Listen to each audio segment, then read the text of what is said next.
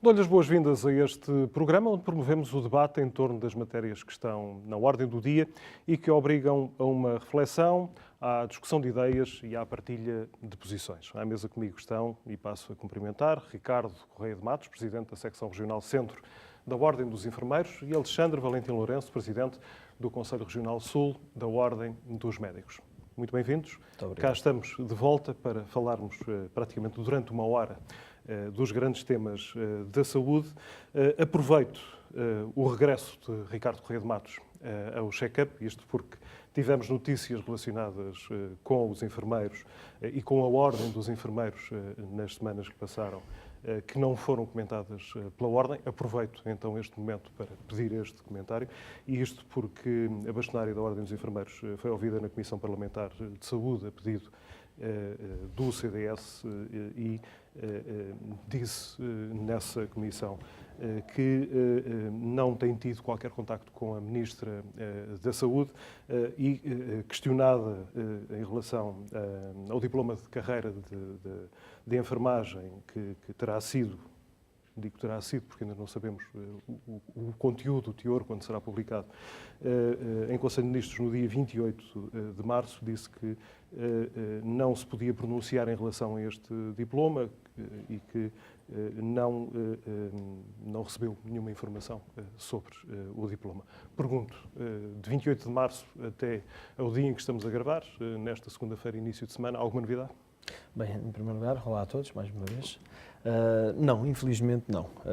Portanto, foi referido na Comissão de Saúde, a situação atual em termos de relacionamento entre a Ordem dos Enfermeiros e o Ministério da Saúde. Obviamente que é de todo útil para o cidadão e para todos, existindo um bom relacionamento entre o órgão regulador e a tutela. Infelizmente não tem existido, temos que o admitir que não tem existido. Temos solicitado várias reuniões para discutir temas que estão relacionados com a regulação da profissão e não temos tido agendamento com a Sra. Ministra da Saúde. Mas no que respeita concretamente à carreira, portanto, ela esteve em consulta pública, nós emitimos um parecer sobre o respectivo diploma.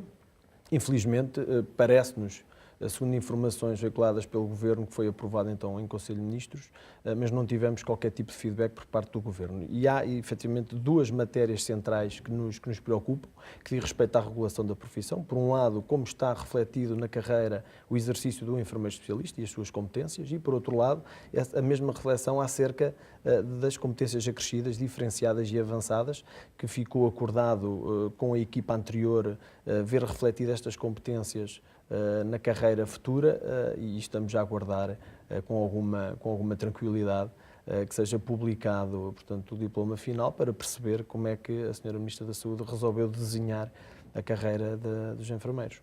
A Ministra Marta Temido terá deixado cair alguma informação sobre questões que têm a ver com a tabela remuneratória, dizendo veladamente que existiria um aumento para o início de carreira e dando algumas pistas sobre esse aumento. Quais são as expectativas? Bem, o que sempre nos foi referido por parte da tutela é que não havia margem para alterar o base da carreira. Sim, aliás, até recordo era uma grande reivindicação dos sindicatos. A história do polícia mau e do polícia bom, quando Exatamente. o Ministro das Finanças veio por um lado dizer uma coisa e o Primeiro-Ministro outra. E o Primeiro-Ministro depois referiu outra. Mas, por outro lado, temos realmente já em prática uma diferenciação remuneratória no enfermeiro especialista e, à partida, deverá ser refletido na nova carreira. Vamos aguardar. Neste momento, os enfermeiros especialistas recebem 150 euros acima do base. Vamos ver que tipo de capacidade negocial têm os sindicatos e vamos ver até onde é que o Governo está disposto a ir para reconhecer e valorizar esta diferenciação profissional. Bom, mantemos este nosso princípio de não pedir à Ordem dos Médicos que comente temas que têm a ver com a Ordem dos Enfermeiros e vice-versa. Agora, introduz um tema que tem a ver com a Ordem dos Médicos e tem a ver com declarações do bastonário da Ordem dos Médicos, Miguel Guimarães, que lamentou na passada semana que a Assembleia da República não tenha avançado com a regulamentação do ato médico, como está consagrado na atual Lei de Bases da Saúde, e recordo declarações publicadas pela agência Lusa e replicadas na imprensa, de Miguel Guimarães, a legislação sobre ato médico, que devia ser da responsabilidade da AR, da Assembleia da República, tal como está definido na atual Lei de Bases da Saúde, e da responsabilidade também do próprio Ministério, infelizmente, por interesses que desconhecemos, provavelmente económicos, das terapêuticas não convencionais, não avançou, salientou o bastonário da Ordem dos Médicos. Alexandre Valente e Lourenço, obviamente, vou pedir o seu comentário. O primeiro comentário é que a Assembleia da República, já em tempos passados, regulamentou sobre o ato médico, levou a discussão, foi proposto pelo Governo e foi vetado em última instância pelo Presidente da República de então, o Dr. Jorge Sampaio. E por isso o ato médico já esteve regulamentado pela Assembleia da República de acordo com a Lei de Bases. E depois desse veto nunca mais se ouviu falar. Ou seja, por ter existido um veto há mais de 20 anos, nós começámos a ter indefinido toda uma situação que é para interesse público. A Ordem dos Médicos não quer definir o ato médico para bem dos médicos, quer defini-lo para bem das populações. Nós sabemos o que é um ato médico. Nós somos médicos, trabalhamos dia a dia e sabemos onde é que estão as nossas funções e aquelas que interferem ou não diretamente com a saúde dos portugueses. Também sabemos onde é que outras instâncias podem interferir negativamente com a saúde dos portugueses. E esta semana foi pródiga em informações sobre as medicinas alternativas, com um debate televisivo. Houve várias informações que nos últimos tempos mostraram que nas medicinas alternativas, face também a um veto do Presidente da República, havia alguma agitação. E o que nós temos que perceber é que nos outros países da Europa, seguindo uma corrente diferente neste momento, muitas destas alternativas estão a ser proibidas, não estão a ser sequer introduzidas no sistema, estão a ser retiradas do Por que a sistema. introdução na ordem do dia neste momento, na sua opinião, desta questão? A questão do ato médico estava negociada e tratada com todos os governos, é sempre um tema Sim, mas próprio porquê a escolha da Ordem dos agora Médicos. deste momento? Porque nós falámos com a Sra. Ministra da Saúde para saber se o que estava acordado com o anterior Ministro era uma possibilidade. Houve abertura da parte da Ministra da Saúde fazer aquilo que a Ordem pode fazer na sua sede e ampliá-la, e por isso fizemos uma proposta já há alguns meses e que foi atirada para fora da discussão com o tradicional vamos avaliar e discutir. E o vamos avaliar e discutir numa fase em que a saúde pública está em risco não é mais aceitável por nós. Nós não podemos continuar a ter uma paz podre, a empurrar com a barriga um problema para a frente e a deixar que, no futuro, a regulamentação da saúde tenha impacto negativo sobre a saúde dos portugueses. O que não se fizer agora, ou o que se fizer de mal agora, demorará muitos anos a corrigir. E por isso é essencial sermos claros, sermos concisos e algo tão simples como definir em legislação própria, o que é o ato do médico, para que depois em tribunal não possa haver usurpação de funções, não possa haver ilegitimidade, porque não está regulado. Nós lidamos com isso dia a dia com os tribunais, é essencial ser feito. E isso é importante fazer-se não só pelas medicinas alternativas, mas também pelas implicações que tem com todas as outras alterações. As críticas que houve de algumas outras funções que não das medicinas alternativas, de outras classes profissionais, tinha a ver com a liderança do médico nas equipes de saúde, tinha a ver também com a exorbitação de funções. Eu não percebo como é que o médico pode exorbitar as suas funções. Nós queremos mesmo fazer as nossas funções. E é isso que nós queremos defini-las corretamente para impedir que terapêuticas alternativas ou outras profissões façam atos próprios, e o Estatuto do Enfermeiro é um dos que está em pronúncia, que tenha atos próprios que colidem com a atividade médica. E se eles colidem com a atividade médica, há que ser muito claro. As equipes multidisciplinares não podem ter 2 lideranças, 3 lideranças ou não ter liderança nenhuma. Isso chama-se anarquia. Viu-se o que é que deu no Império Romano, viu-se o que é que deu noutras alterações. É preciso ser muito claro de quem é que pode, em prol da saúde dos portugueses, fazer conjugação de esforços. E, por fim, não quer dizer que as equipes multidisciplinares não trabalhem em harmonia, não trabalhem em conjugação, em complementaridade, mas, por fim, é preciso ter uma palavra final quando existem conflitos. E não existem. E, por isso, o que nós temos é sempre, durante estes anos, uma paz podre que não se resolve, uma alteração que deixa andar e que, com algumas repercussões, quer individuais, quer na saúde coletiva. É importante clarificar. Acho que a Ordem achou que era importante que o Ministério clarificasse se quer fazer o mesmo que fez o Ministério da Saúde em Espanha ou que fizeram os outros países, que o que não é cientificamente válido não deve sequer ser considerado. Não é considerar entrar no SNS e ser validado com IVAs mais baixos. É ser praticamente excluído destas alterações, porque isto é uma prática enganosa, é uma prática de atos que não têm validação científica e que não podem ser aceitos numa sociedade moderna. Tudo o que for validado e tiver um contexto próprio pode ser introduzido no conceito de bem-estar, de saúde e bem-estar, não como ato clínico, e por isso não deve ser posto na mesa como ato clínico, e também não pode ser considerado como um desvio de recursos financeiros e humanos do qual o nosso SNS está carenciado. Introduzir recursos, validações não científicas, neste momento na prática hospitalar ou dos centros de saúde, significa desviar ainda mais recursos quando eles faltam para enfermeiros, faltam para médicos, faltam para outros técnicos, faltam para medicamentos e equipamentos que não temos. Se começarmos a validar uma indústria de 5 bilhões de euros na Europa para introduzir no SNS e ser através dos nossos impostos que vamos pagar, com isso não contam com a Ordem dos Médicos, não contam com a sociedade científica em geral. São esses os tais interesses económicos? É um dos interesses económicos, esse é um dos interesses, esse é o interesse mais nefasto, é o mais claro. Nós vimos durante este tempo escolas de terapêuticas alternativas que não são validadas a querer legitimar a ciência através de um decreto para que depois o decreto finalmente possa fazer trabalhos. Esse é o nosso método científico. Fazemos-lo há 300 anos com as características atuais, fazemos há 3.000 anos em prol da saúde de toda a população e qualquer coisa que tenta não utilizar aquilo que teve bons resultados nos últimos anos pode ser nefasto a longo prazo. Quando olhamos para esta indústria, se assim lhe podemos chamar das medicinas não convencionais, e olhamos para a indústria da medicina convencional, a ideia que temos à primeira vista é que a primeira é pequena ao pé da segunda. Como é que uma indústria com muito menos peso pode ser acusada de utilizar a sua capacidade económica para marcar uma posição no mercado? Estamos a falar de volume financeiro.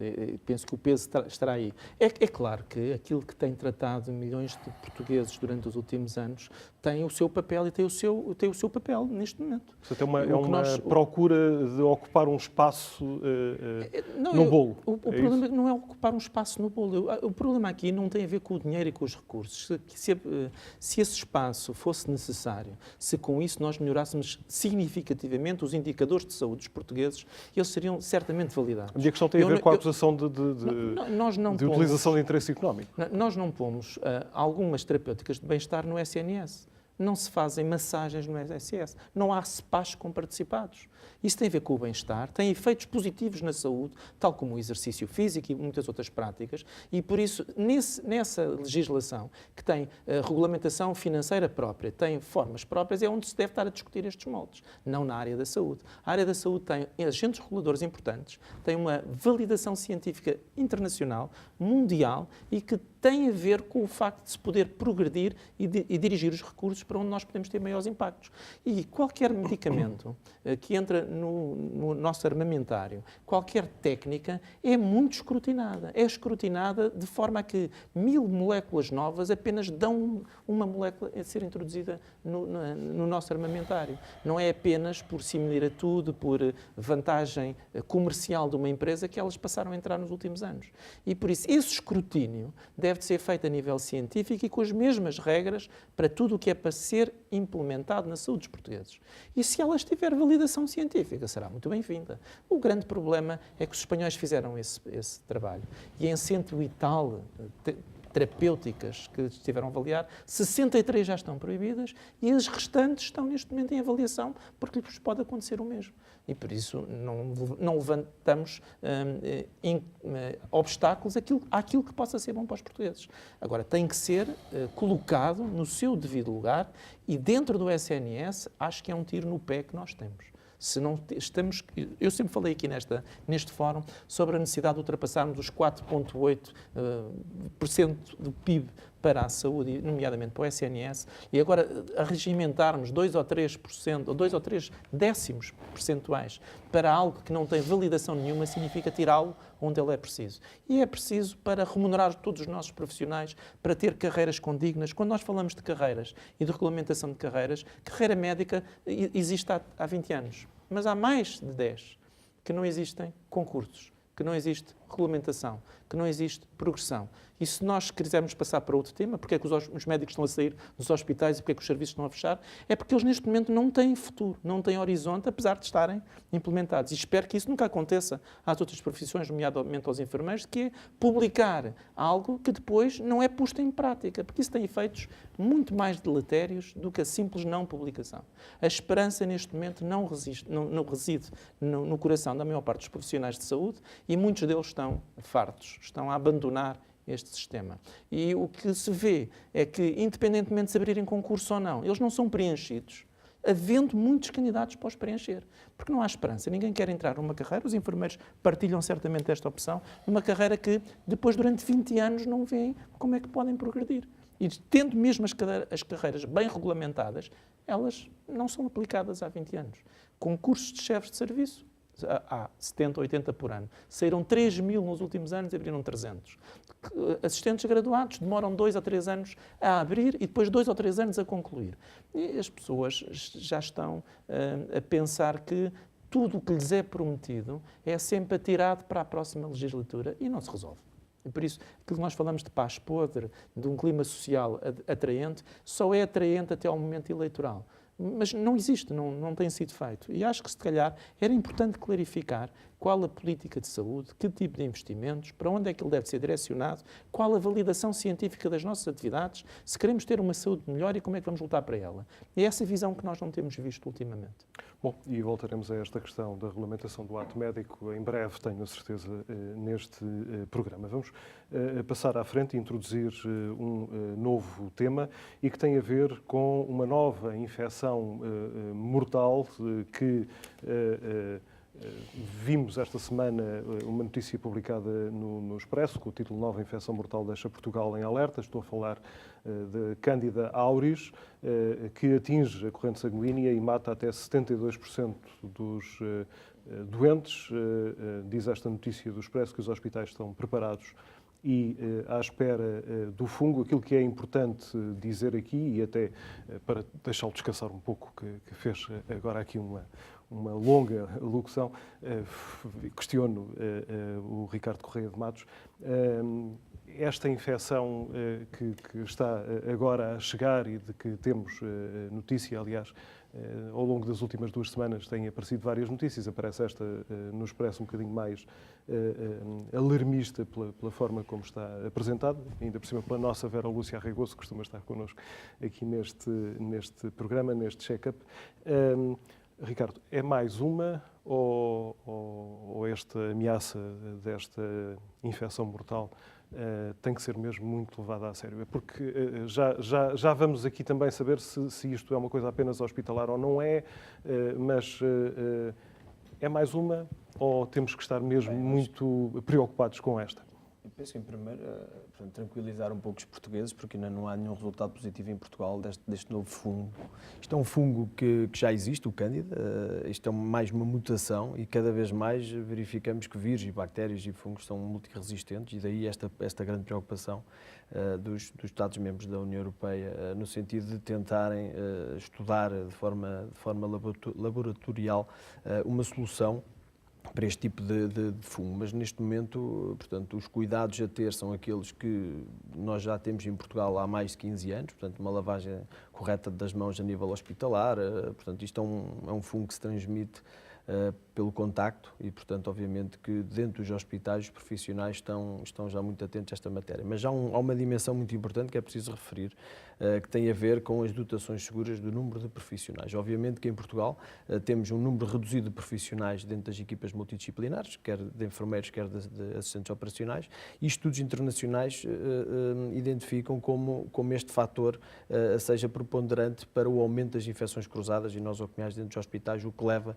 a taxas de mortalidade elevadas dentro dos hospitais. E esse ponto é que para nós é absolutamente essencial, até porque, como este fungo multiresistente, também temos algumas bactérias em Portugal que já existem também e que têm uma taxa de mortalidade até demasiadamente alta para aquilo que nós queremos dentro do nosso SNS.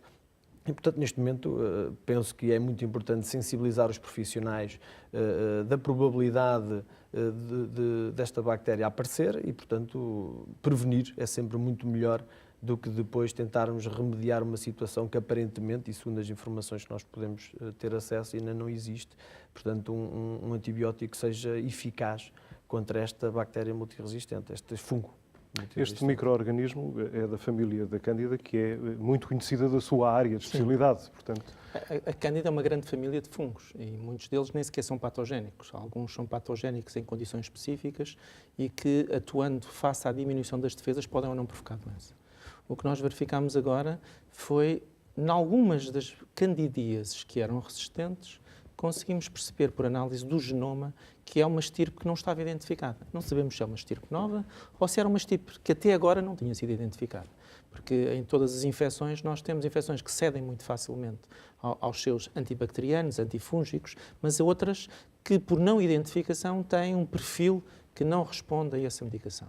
Os fungos normalmente cedem bem com meios de antifúngicos, mas já começaram a aparecer até na própria Candida albicans, que é mais frequente. As candidíases de repetição são doenças que afetam muitas mulheres e homens e afetam mais os indivíduos mais fragilizados. Nós, neste momento, não temos nenhuma em Portugal. Eu fiquei muito descansado com a notícia ao perceber que o Instituto Nacional de Saúde, Ricardo Jorge, tem a possibilidade de determinar esta alteração já no seu laboratório. O que é bom. O que é bom é que, sabendo nós que algumas infecções que possam não ser tratadas devem ser então investigadas laboratorialmente desta forma, são poucas, e tentar perceber que todas as que até agora foram ao Instituto Ricardo Jorge, nenhuma foi positiva. E por isso nós estamos em mais uma daquelas demandas da infecção tipo Santo Grau que vai matar a humanidade. Desde há 100 anos, quando houve a gripe espanhola que matou grande parte das pessoas da Europa, ou da peste negra, ainda há mais centenas de anos atrás, nós achamos sempre que pode haver uma infecção para a qual não estamos preparados. A SIDA já foi um exemplo disso, e tivemos sempre algumas respostas capazes. E nós sabemos agora que temos respostas capazes. Conseguimos utilizar a genética, utilizar os laboratórios, identificar as estirpes e isolar o problema. E quando conhecemos o problema e o isolamos, conseguimos trabalhar nele com clareza, com importância de vida, porque temos de ter uma importância de vida, e então resolvermos essas situações com planos estruturais. É esse o nosso trabalho diário. Esta é mais uma notícia, é uma notícia que é sexy por parecer nova, por uma infecção que é comum, mas que pode matar, mas temos muitas parecidas, e para isso o que nós temos é que isolar o problema, identificá-lo, está a ser identificado, e a partir do momento que apareçam as primeiras estirpes, evitarmos a contaminação. O que nós temos noção desta estirpe, como muitas das outras, é que são normalmente estirpes que já residem no hospital e, por isso, têm um meio próprio de disseminação. Pessoas mais desprotegidas, imunodeprimidos, mais idosos, em sítios que as condições não são tão boas e em serviços que não se tenham isolamentos ou capacidades de ação imediata tão rápida.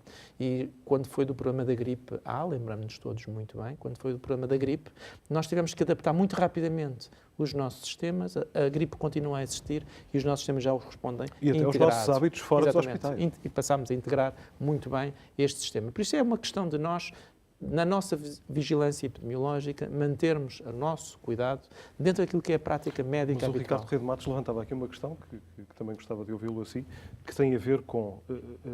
estamos aqui permanentemente a ouvir notícias que têm a ver com fragilidades que se abrem nos nossos hospitais, especialmente no Serviço Nacional de Saúde, e que têm a ver com a capacidade de resposta das equipas e a falta de profissionais. Isto aumenta o risco, ou não? 100% de acordo. Se temos macas em corredores, se temos urgências sobrelotadas e que nelas estão doentes idosos muito suscetíveis, se aparecer daí um doente infectado ou 2 doentes infectados, temos o caldo de cultura, que aqui a palavra até assume várias proporções, o caldo de cultura ideal para termos uma epidemia de proporções dramáticas. Ou seja, uma coisa é nós termos um sistema que está a responder muito bem, tem muitos quartos de isolamento, que não tem aglomerado de doentes e que tem a capacidade de isolar e ver no meio do nosso trabalho, da quantidade assombrosa de trabalho, nós podem-nos escapar 1 ou 2 destes doentes inicialmente e temos o caldo de cultura para ela se multiplicar rapidamente. E isso é importante, dotar o Serviço Nacional de Saúde de forma global e integrada de maneiras que possam evitar este problema. E isso é uma função dos políticos, dotá-lo de características próprias, não lhe retirar competências, não desagregar as equipes, não evitar encarar de frente mais uma vez estes problemas e resolver os problemas que podem evitar que esta epidemia e outras possam ser danosas em Portugal. Nós estamos melhor defendidos que os países em África, mas estamos muito pior preparados do que uma Holanda, ou do que uma Bélgica, ou do que uma Inglaterra, porque além dos mecanismos que nós temos em meios para diagnosticar e avaliar, eles têm outras capacidades mais elásticas de responder que nós neste momento não teríamos. Se aparecer uma epidemia dessa proporção, dessa magnitude, nós vamos ter que gastar muito mais dinheiro e, se não o gastarmos, aí teremos sim algumas implicações na nossa saúde da nossa população. Portanto, normalmente, como se diz, é um melhor. Casa arrombada... Trancas na porta. E aqui é o exemplo típico. Prevenir e dotar as condições básicas é muito mais barato, muito mais eficiente e com muito menos impacto na saúde do que resolvermos um problema quando ele se criar. E isso aí temos de estar todos unidos a fazê-lo e se calhar é esse sempre o alerta que a Ordem dos Médicos tem feito. A Ordem dos Médicos tem sistematicamente falado de condições de trabalho, de condições de urgência, de número de pessoas que estão a trabalhar, de urgências que estão a fechar e que estão sobrelotadas, porque se elas não forem repostas num funcionamento adequado, mais cedo ou mais tarde, uma epidemia ou um acidente vai ter proporções gigantescas. E nós temos que zelar para que isso não aconteça. Mais do que zelar pelas nossas reivindicações individuais, temos que zelar pelo bem-estar e pela saúde dos portugueses. Já agora aproveito em relação a estes alertas que têm sido feitos aqui sobre a falta de profissionais e a dificuldade de responder às necessidades. Já falámos aqui várias vezes das urgências pediátricas do Hospital Garcia de Horta e da dificuldade que tem existido de dar resposta por falta de profissionais à presença do número de médicos necessários na urgência, nesta especialidade. Há alguma notícia, alguma novidade em relação a este problema? Deixe-me fazer uma correção que eu acho que é muito importante. Não há falta de profissionais para resolver o problema. Falta de profissionais no quadro do hospital? Não, eles estavam lá. Saíram 11 num ano. Saíram porque não tiveram... Não estão agora. Porque não tiveram condições. São pessoas que acabaram a especialidade, alguns chefes de serviço, de equipes que lá estavam. E que, de repente, a administração não lhes conseguiu dar condições para se manterem lá. E saíram com desagrado. Saíram porque as condições são tão penosas que lhes faça outras possibilidades de trabalhar e eles foram trabalhar para o outro lado. Mais importante do que atrair profissionais é conseguir retê-los. Porque o que neste momento acontece no Garcia da Horta e noutras instituições, mas o Garcia da Horta é paradigmático em várias especialidades, é uma incapacidade de criar condições profissionais para que as pessoas possam lá estar. E não é só uma remuneração. Claro que remunerações que há 12 ou 13 anos não são atualizadas são uma menos-valia para fixar pessoas. Mas eu tenho falado com muitos colegas e eles gostam do que fazem, querem trabalhar, mas não veem futuro. O que eles estão neste momento a dizer é assim, para que é que eu vou ficar aqui 10 anos se eu daqui a 10 anos vou estar a trabalhar tão mal como estou agora? Esta é a queixa que eu ouço recorrentemente. E por isso não há concursos vazios. Abrem-se 300 e só aparecem 150. Quando há 3.000, há 1.300 pediatras em Portugal. E não se conseguem reter 10 num hospital que já foi uma das joias da coroa da pediatria. O Hospital Garcia da Horta teve um serviço de pediatria que foi inaugurado e montado pelo professor Torrado da Silva, de tal maneira que a avenida que alimenta esse hospital, a avenida principal, chama-se Avenida Professor Torrado da Silva. Deu origem a uma excelente pediatra, uma grande equipe durante os últimos anos. A ministra Ana Jorge era a diretora do serviço. E neste momento, em 7 ou 8 anos, foi desmantelado. Desapareceu. Não há condições para o fixar e nós ainda não percebemos se são condições locais do hospital, porque esse hospital acontece-lhe o mesmo, replicado em vários serviços, na anestesia, na ortopedia, na ginecologia obstetrícia. Eu já fiz voluntariamente algumas urgências há uns anos lá, porque a situação era dramática e nós não percebemos se é uma coisa local, num meio muito populoso, ou se é sistémico. Eu cheiro-me que muito disto tem um cheiro muito sistémico. Não há capacidade de reter. Falámos deste tema aqui há mês e meio, 2 meses. Sim. Houve alguma evolução? Não. Nós fomos em outubro, disseram que estava tudo resolvido. Fomos outra vez em fevereiro, que era pontual, mas de outubro para agora ainda saíram mais 3 pessoas. E por isso, num ano saíram 7, agora saíram mais 3. E todos os contratos que são anunciados e que estão a ser anunciados sistematicamente, nós não percebemos que tipo de contratos são, porque o que eu vejo são pessoas que estão a trabalhar noutros sítios, vão lá fazer umas horas e depois voltam para os seus sítios.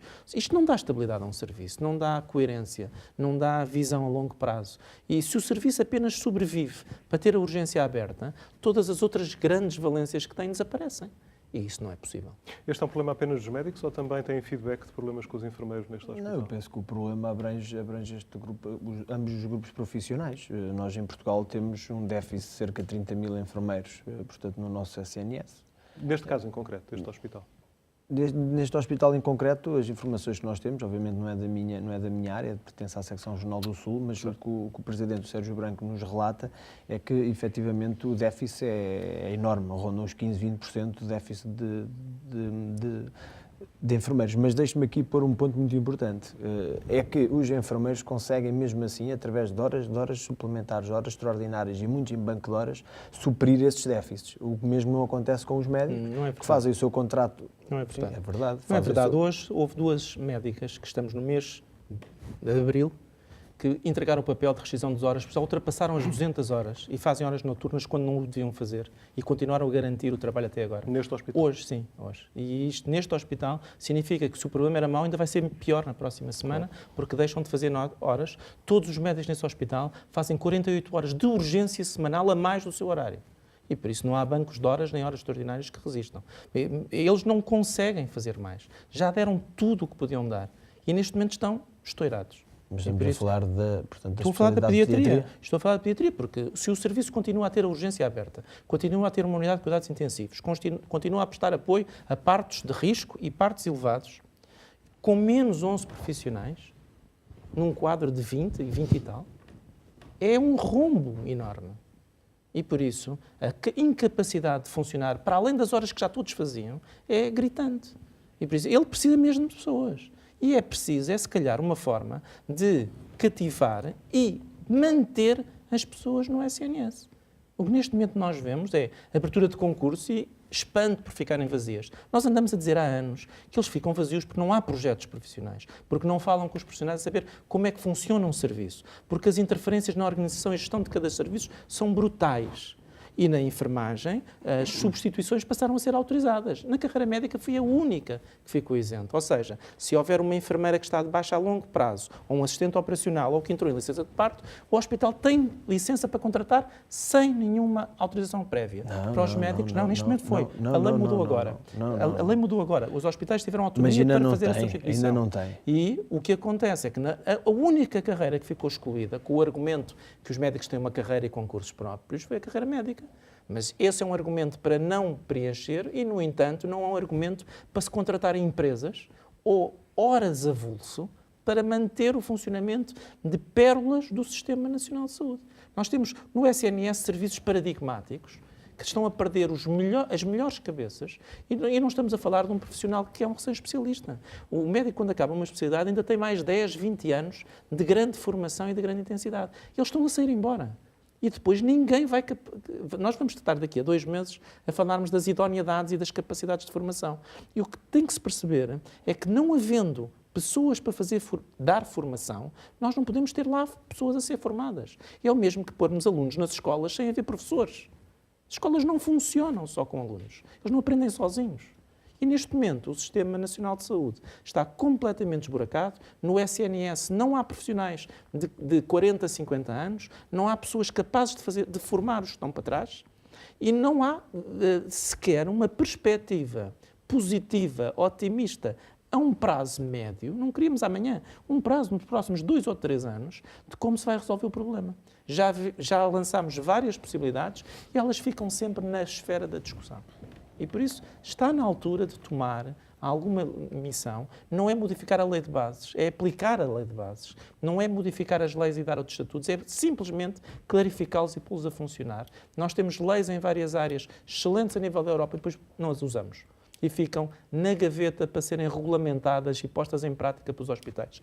Os hospitais não têm autonomia, não podem aplicar a lei, não podem fazer um contrato. Os diretores de serviço, que são médicos, não têm nenhuma autonomia para decidir para onde é que querem dirigir o serviço. E se eles precisam de pessoas, médicos, enfermeiros ou outros, ninguém lhes dá voz. E daí nós precisamos de começar a necessitar de regulamentar e aplicar a regulamentação que existe. E não se faz. Está parada. Bom, já vamos falar isto para não parecer que estamos sempre aqui, pum, pum, pum, pum, pum, que isto parece que começamos... Isto é a primeira vez que eu começo a achar que não temos saídas, confesso. Não, nós começo temos... a sentir um pouco... Há saídas se ouvirem os profissionais, se ouvirem os diretores de serviço, se ouvirem as pessoas que no dia-a-dia têm que zelar pela prestação dos cuidados de saúde às populações. Porque nós vamos aos serviços e todas as pessoas estão dispostas a melhorar, a modificar e dizem o que é que falta fazer. Mas acho que há uma dissociação entre a administração e os serviços. As unidades intermédias que devem fazer a gestão em prol do doente, colocar o doente no centro do sistema e resolver os seus problemas, não são ouvidas. E quando dizem que precisam disso, é dito que não há verba, é dito que não é possível, é dito que é muito confuso, é que é um problema muito grande. E acho que as pessoas estão cansadas de ter este tipo de discurso. Acho que as pessoas mais dia, querem menos melhorar. Dia chegaremos à ruptura, se o caminho for Porque eu penso é que qualquer dia nem o comandante fica no navio. E ele vai ao fundo. Porque ainda há algumas pessoas a quererem virar e a quererem melhorar o sistema. Mas é preciso dar-lhes esperança, dar-lhes alguns meios e mostrar que há um caminho a percorrer. E é isso que nós gostaríamos de ouvir e ver em todo o sistema e não estamos a ver. Bom, já vamos falar daqui a pouco de cirurgias, também outro problema que se está a arrastar, e fazer um ponto de situação em relação às cirurgias, mas agora vou introduzir aqui um fait divers para aliviarmos aqui um bocadinho este clima e este discurso. Falar de coisas boas. São coisas boas. Não, esta não. Também não é boa. Não sei se é, mas pelo menos vou pedir comentários. E tem a ver com o Hospital São João retirar os carros aos administradores e entregá-los ao serviço domiciliário. O novo presidente do Centro Hospitalar é o ex-secretário de Estado da Saúde, Fernando Araújo, que chegou recentemente e resolveu terminar com a atribuição aos membros do Conselho de Administração das viaturas de uso pessoal, as vulgarmente chamadas VUP, com efeitos imediatos e entregar estes carros, calculo, não gosto de estar a referir aqui marcas, mas devem ser uns BMWs, uns Mercedes, umas coisas deste género, uns Volvos. Isto para falar em muitas, que é para não privilegiar nenhuma, e entregar estas viaturas, a não ser que os senhores estivessem a deslocar-se em carros mais simples, entregar estes carros ao serviço domiciliário. Isto faz algum sentido? Bem, em primeiro lugar eu tenho de reconhecer que a comunicação é realmente espantosa, não é? Portanto, é comunicado dessa forma, o que é realmente uma atitude de louvar, e é uma atitude positiva, de gestão positiva. Retirá-los aos administradores? É algo que pega e a opinião pública adora, mas não podemos ignorar. Não é um pouco populista? Pronto, era o que eu ia dizer. Não podemos ignorar 2 ou 3 circunstâncias que estão por detrás desta tomada de decisão. O IGA está neste momento a investigar todos os gastos e todas as deslocações feitas pelos Conselhos de Administração dos hospitais GPE do nosso país, em que todos os Conselhos de Administração tinham carros que utilizavam nas suas deslocações pessoais, casa, hospital, algum local de alguma reunião, e essas deslocações estão neste momento a serem todas tributadas aos seus utilizadores. Portanto, o que o Sr. Dr. Fernando Araújo fez no São João, obviamente que será... Todos têm? Em todos os... Dos que eu tenho conhecimento, sim. No passado, sim. No passado, todos os Conselhos de Administração tinham automóveis ao serviço dos vogais e do Presidente do Conselho de Administração, que era algo normal, para ser usado, efetivamente, no decurso das suas atividades. Por vezes, poderia haver aqui a necessidade imagino que há uma reunião num outro local. A pessoa não vai, obviamente, regressar ao hospital para deixar o carro para depois ir para casa. Obviamente, levava o carro até casa. E, neste momento, o IGA está a investigar e está, neste momento, a tributar essas pessoas que fizeram essas deslocações e, obviamente, que o caminho é este. O caminho é os carros ficarem junto dos hospitais e os Conselhos de Administração, como outro qualquer profissional, poderá usar, nomeadamente o internamento domiciliário, poderão usá-los em função daquilo que é a atividade do hospital. Agora, é preciso perceber que, publicando assim essa medida, é efetivamente populista, porque o que motivou não é efetivamente uma decisão de gestão. O que motiva aí é que, se não o fizesse, todos eles seriam tributados autonomamente e individualmente por essas locações que fazem. E, portanto, obviamente que eles não querem. Eu confesso que, enquanto especialista em comunicação, posso olhar para esta notícia de duas maneiras. Ou alguém que tomou a medida fez sair a notícia porque acha que está a fazer uma coisa que é bem aceita por quem vai conhecer esta notícia, ou alguém que se sentiu incomodado e acha que isto pode também ser analisado de uma forma negativa, possa ter feito sair essa notícia para ser analisado de forma negativa. A questão que lhe coloco é, devem ser os hospitais, ou pelo menos os centros hospitalares, a decidir se naquele centro hospitalar a administração tem direito ou não, ou este é o tipo de situação, como é normal, por exemplo, numa multinacional ou numa empresa de grandes dimensões, a ser decidido superiormente e em igualdade para todos os centros hospitalares neste caso? Eu não conheço em pormenor o que acontece com os veículos de todos os conselhos de administração. Conheço de alguns. E conheço, nos últimos 2 ou 3 anos, com algum agrado, o professor Fernando Araújo.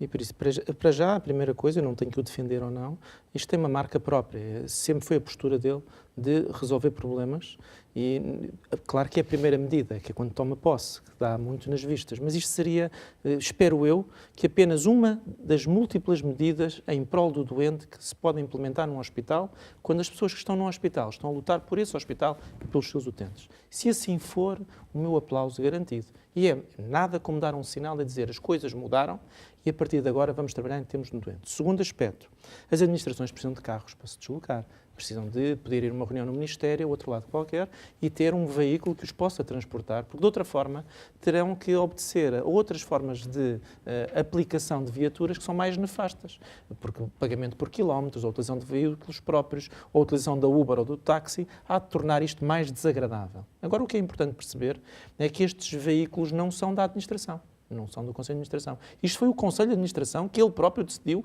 não os utilizar. Atenção, não foi alguém de fora que disse agora o Conselho de Administração não tem essa possibilidade. É o próprio Conselho de Administração que abdicou do seu uso. E acho que são exemplos que devem de ser dados. Ele diz que continuam a usar os carros sempre que houver uma deslocação oficial. Dentro, se virmos a notícia, até querem instalar uma aplicação específica que possa fazer a gestão da frota. Para ela ir ao atendimento domiciliário quando é mais preciso e para ir ao sítio onde é necessário no momento certo. Eu diria, esse é que é o pormenor que a mim me fez alguma confusão ao analisar a notícia, que é aplicar o atendimento domiciliário. Ou seja, pegar nos carros que são da administração e agora as equipas de atendimento domiciliário vão deslocar-se nestes carros. Os carros são Não, há múltiplos carros. Há múltiplos carros. Assim, o que nós vemos, eu tenho visto em alguns hospitais, é dizer eu não posso implementar um sistema porque eu não tenho um carro que me desloque. Eu estou a dizer uma coisa muito simples. Eu há 3 semanas estive em Porto Alegre e no centro de saúde o médico de família ia a 8 extensões diferentes num raio de 20 e tal quilómetros. Ia uma de manhã a uma, noutra a outra, para que as populações tivessem médico. E o que eles explicaram simplesmente é que neste momento já não têm carro. Eu compreendo. E para isso não é preciso um carro. A questão aqui é um bocadinho a imagem da tomada, é quase... repare, quando há um regime que toma o poder e é um regime que representa o povo e diz representar o povo e que vai retirar os privilégios aos privilegiados e entrega-os ao povo. É um bocadinho esta imagem que acaba por passar numa notícia como esta. Eu não sei se a notícia reflete acho que isso deve ser falado muito bem com as pessoas que tomaram essa decisão, para explicarem que meios é que tinham, o que é que lhes faltava e porque é que tomaram esta decisão. Agora, ter vários motoristas e vários carros à espera do dia em que a pessoa possa ter que sair e não o aplicar quando é preciso levar um enfermeiro ou um médico a um doente para ver se a medicação foi cumprida ou fazer algo que é necessário fazer, acho que é uma má prática. E se essa intenção tiver consequências, é normal. Também é preciso perceber que nós, para atendimentos domiciliários, os novos processos de hospitalização, nós precisamos de outros meios. E não são esses os meios, seguramente, os que vão ser aplicados. Mas não havendo, neste momento, nada como os afetar a algo que seja útil. E não é ser populista. Acho que é uma medida que eu acho que é uma medida concreta se ela for execuível e capaz. Eu não tenho os pormenores. E sei que em muitos sítios os carros estão parados, às vezes até porque não têm manutenção. E porque nós vamos a vários hospitais e vemos o parque automóvel que está, até de ambulâncias e de outros transportes, que está velho, depauperado e que às vezes não consegue estar a fazer as suas funções. E será importante pô-los ao serviço do doente. E se isso serve para colocar ao serviço do doente, será bem-vindo. Nós ficamos neste momento a ver qual será a conduta subsequente deste Conselho de Administração. Porque ao assumir esta medida, ao assumir esta postura, vamos perceber se as outras que se vão seguir vêm na mesma linha.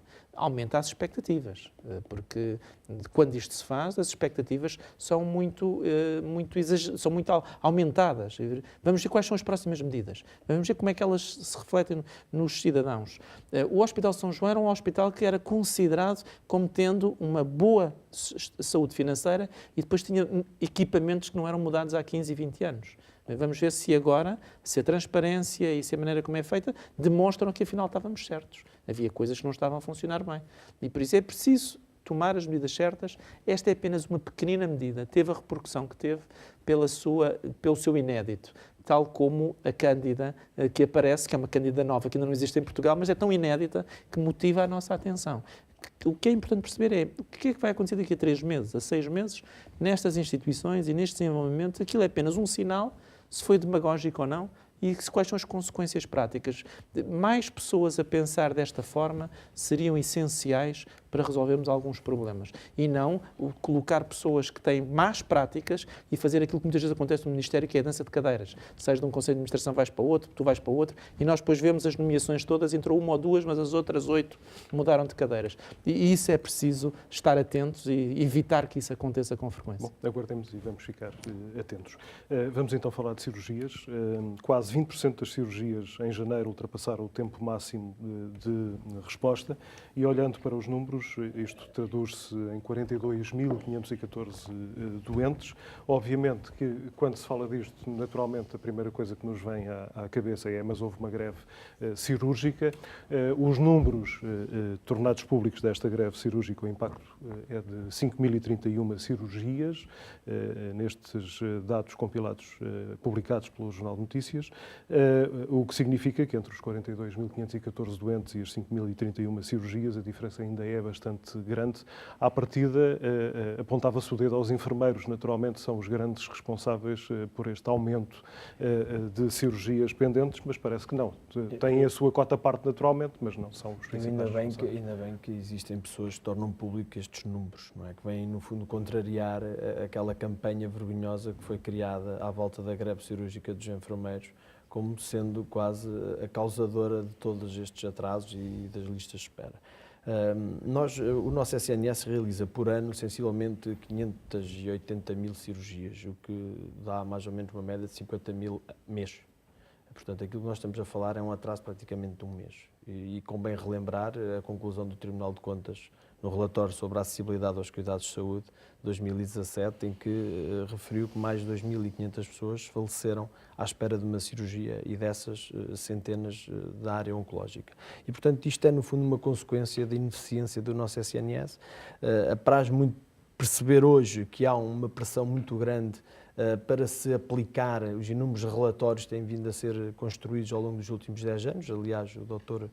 Jorge Penedo elaborou um em 2015, onde construiu uma série de medidas, portanto fez um diagnóstico muito claro e construiu uma série de medidas a serem tomadas. Infelizmente o relatório ficou na gaveta, mas agora obviamente que estes números são muito alarmantes e logo num ano eleitoral, portanto o Governo sente-se como que obrigado a tomar algumas medidas e uma delas é colocar em prática esse relatório elaborado em 2015. E, portanto, neste momento é aguardarmos para perceber que medidas de fundo irão ser tomadas a curto prazo para tentar dar a volta a esta situação. Quer dizer, uma das conclusões desse estudo é que é possível em Portugal fazer-se mais 100 mil cirurgias por ano. Estamos a falar de 25%, sensivelmente 25%. Portanto, obviamente que há aqui uma ineficiência alarmante nesta situação, até porque uma cirurgia é algo urgente e algo que coloca a vida da pessoa em risco e, portanto, não estamos a falar de consultas, obviamente, sem tirar a importância das consultas. A cirurgia, obviamente, que é algo muito mais importante. E, neste momento, a nossa preocupação é, na prática, perceber e tentar desvirtuar agora esta história da lei de bases para tentar perceber o que é que o Ministério da Saúde concretamente vai fazer até ao final do ano. Porque eu relembro, há 2 anos, eu estive na sessão de apresentação dos resultados da Comissão para a Reforma dos Cuidados de Saúde Hospitalares, nomeadamente a urgência, e não me esqueço mais de um técnico que foi apresentar um trabalho e no final de o apresentar referiu que tinha usado aquele PowerPoint, aquela informação, há 28 anos atrás. E, portanto, isto foi visto, eu assisti a isto, e, portanto, estamos a falar exatamente do mesmo diagnóstico, exatamente os mesmos problemas. 28 anos depois mantém-se exatamente o mesmo.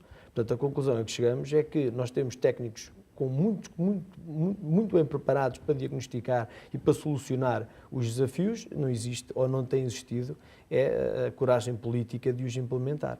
Isso é que é lamentável e eu espero que neste momento, tendo em conta que a sustentabilidade de todo o sistema está em risco, não se fala de outra coisa, os nossos políticos sejam como que obrigados a fazer algo que têm evitado fazer, portanto, na última década, e agora não tem outra solução se não tomar Quando medidas. nós olhamos para números, para estatísticas, claro que podemos sempre tratá-las como entendermos, para nosso benefício, para benefício de terceiros, isso nós sabemos.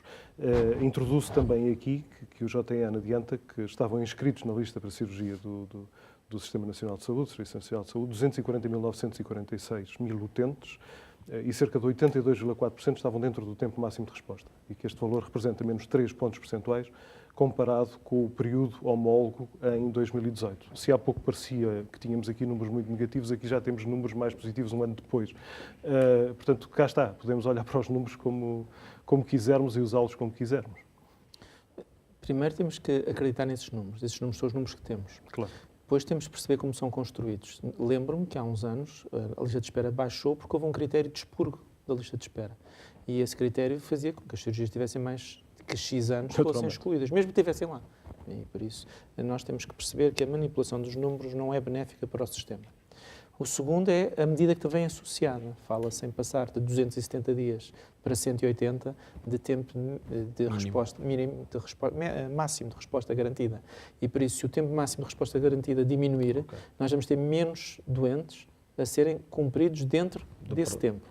O que significa que estes doentes é-lhes emitido um cheque de cirurgia e vão para um sistema privado. E vão para alguém que possa responder. E esse é o problema que nós temos. Nós tivemos uma modificação e não tivemos um agravamento ainda maior nestes tempos, porque o sistema privado se adaptou. E o sistema privado continua a crescer a mais que 10% ao ano, a 2 dígitos a maior parte deles, em números de cirurgias realizadas, e muitas delas são as que saem deste sistema. Se nós baixarmos este tempo, alguns grupos privados devem estar contentes porque vão passar a receber ainda mais cirurgias para serem feitas dentro das respostas. E isto é uma pescadinha de rabo na boca, porque isto leva os anestesistas que nós precisamos e que não temos no SNS, porque existem bastantes, porque eles estão a ir para estes sistemas, onde lhes pagam de outra maneira, onde dão outras condições de trabalho e não têm que fazer urgência. Fazer cirurgias para um anestesista sem ter que fazer urgência, sem a responsabilidade civil e criminal que cresce da pressão da urgência dos casos complexos, faz com que as pessoas estejam a sair. E por isso, acho que estes sistemas têm que ser geridos de uma forma integrada. O estudo do Dr. Jorge Penedo, que faz parte da direção da Ordem do Conselho Regional, há 5 anos na altura não fazia, é um estudo muito claro e este Ministério limitou-se a fazer mais uma comissão agora para fazer o mesmo que já estava feito. Porque como mudou de governo, não se aplicaram algumas das coisas que eram técnicas, que eram execuíveis e que eram lógicas para se meter no sistema. Esse estudo não é um estudo muito fechado, é um estudo que diz: depende da vontade política. Há vontade política em acabar com as listas e diminuí-las, há capacidade instalada para o fazer. Mas para isso é preciso contratar, organizar e dar uma estrutura para isso. Não havendo vontade política, estas cirurgias, nomeadamente as menos graves, estão a ser operadas na mesma, porque ultrapassando o tempo máximo de resposta garantida, vão para um sistema separado, privado. E é este o dilema com que nós temos, ter um governo que se defende o SNS, que quer ter políticas para o SNS e que na prática não consegue pôr em prática o que é necessário para fazer com que ele subsista. E ao tomar medidas avulso, está ainda mais a empurrar as pessoas. Nós não sabemos se isto é uma falta de coerência, se é uma incapacidade de resolver o problema, mas o Governo tem a capacidade legislativa, coisa que as ordens não têm, e por isso, ou se isto faz parte de um plano. Não queria pensar nisso, mas o que nós vemos é que com a incapacidade de cumprirmos normas e orientações que já fazem parte de estudos bem feitos, durante 4 anos, o sistema privado continua a crescer a mais de 10% ao ano. Aumentou mais de 40% a 50% o número de cirurgias realizadas nos últimos anos, por causa da crise. Alguém a está a pagar. Já há aqui São os uma nossos dimensão impostos. muito perversa. E falando um pouco de números, se nós temos, portanto, o INE, o Instituto Nacional de Estatística, faz a publicação dos números e, portanto, o Dr. Alexandre tem toda a razão, temos que acreditar nos números, não é? 55% dos proveitos do setor privado advém de convenções públicas. Isto é, quer dizer, a pessoa não é operada no público, tem um cheque e vai ser operada no privado. Financiado por todos nós, porque a pessoa não vai financiar a sua própria cirurgia, isso não acontece. Quer dizer, acontece numa taxa muito pequena, que é o português que tem capacidade, portanto, financeira de suportar o custo total daquela cirurgia, o que são poucas pessoas. Portanto, o número é assustador. Já não são assim tão poucos. É mais de 10% da população. 10%, Um milhão. não tenho esses números. 1.200.000 pessoas com seguros de saúde. Com seguros de saúde, ok. Estou a dizer, são 10%. Mais a ADSE, mais a ADSE, outro 1.200.000. Mais a ADSE. Portanto, já vamos num quarto da Há aqui população. um pormenor que é muito importante ficar definido. Mais os que estão no SNS e que não cumprindo os tempos máximos de resposta garantida recebem um cheque. Recebem o cheque porque e vão ao privado. e nós estamos a contar, 25% da população já nem sequer vai ao Sistema Nacional, ao Serviço Nacional de Saúde. E por isso os outros 75%, os que não cumprem o tempo, ainda vão. Isto é extremamente perverso os mecanismos que existem. Mas já há aqui um pormenor que é preciso salientar e não querendo entrar em guerras. E isso é uma preocupação que o Governo está a ter e muito bem, que é, portanto, colocar, portanto, legislar sobre a relação público-privada e social. Porque não é comportável, nem sequer um português comum que não entenda destas matérias vai perceber como é que, por exemplo, um médico que opera no público, portanto, onde não tem capacidade de resposta, mas depois opera no privado. As mesmas pessoas. Quer dizer, isso infelizmente está a acabar. E também acontece com enfermeiros, porque eu tenho metade dos enfermeiros do meu bloco operatório trabalham em hospitais privados. Os enfermeiros não têm capacidade de resolver as listas de espera, como têm os médicos. Não, e, portanto, isto é um aspecto que há uma incompatibilidade muito clara de funções e que torna o sistema demasiado perverso. E nós queremos que o sistema seja transparente. Bom, e nós a partir daqui teríamos um novo programa. Claro. Portanto, teríamos aqui uma nova conversa para mais 50 minutos. Mas a mim apraz-me que hoje, já escutámos nos dias de hoje, portanto, o Governo já tem tido alguma capacidade para discutir este assunto, o que me parece que é uma evolução, porque era um assunto tabu há 3 ou 4 anos atrás e neste momento coloca-se muito em cima da mesa. Aliás, era um dos grandes objetivos do Dr. António Arnaud era efetivamente discutir a exclusividade, nos termos da exclusividade, para que exista aqui transparência no sistema, para que as pessoas não desconfiem de que há aqui efetivamente uma atitude deliberada de criar uma lista de espera no público para depois podermos ser remunerados em no privado. 2019, esta medida será um desastre. Porque se em 2019, num serviço que não tem médicos capacitados e com as características técnicas suficientes, dizer que agora têm que optar, muitos deles vão-se embora do SNS. E vão optar mesmo. E aí será uma implosão do sistema. E talvez, se calhar, após a implosão, se possa construir um SNS melhor. Bom, e com este belo cenário vamos terminar por aqui. Agradeço a presença de ambos neste debate. Eu estou a rir, mas não tem graça nenhuma. Chega ao final do nosso programa de hoje. O Check-up renova-se todas as semanas no canal S+. Até ao próximo programa.